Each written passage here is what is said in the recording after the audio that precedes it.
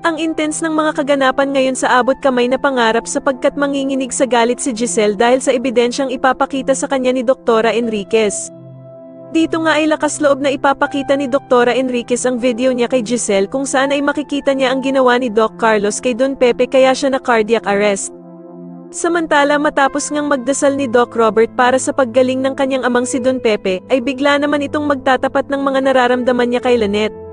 Kaya naman ay ko-comfort siya ni Lynette at yayakapin niya nga si Doc Robert at sasabihin niya na kapag nagising na daw si Don Pepe, ay siguradong magiging proud ito sa kanya.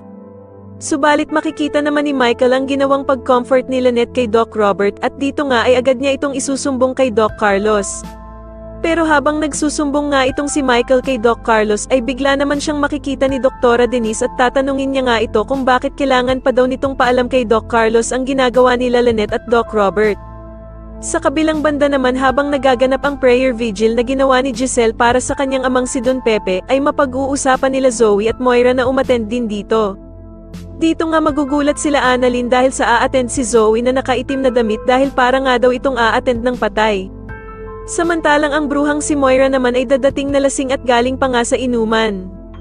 Kaya naman ay galit na kukumprontahin ni Giselle si Moira at tatanungin niya ito kung bakit daw ito pumunta ng lasing. Sa tingin niyo dito na nga kaya malaman ng lahat na kasabwat din nila Moira at Zoe si Doc Carlos at ang masamang binabalak nito kay Don Pepe, mas lalo na nga talagang nagiging exciting ang mga susunod na kaganapan kaya naman ay mas lalo pa nating abangan ang mas lalong gumigandang abot kamay na pangarap. Maraming salamat po sa inyong panonood at sana po ay masubscribe niyo ako. Maraming salamat po.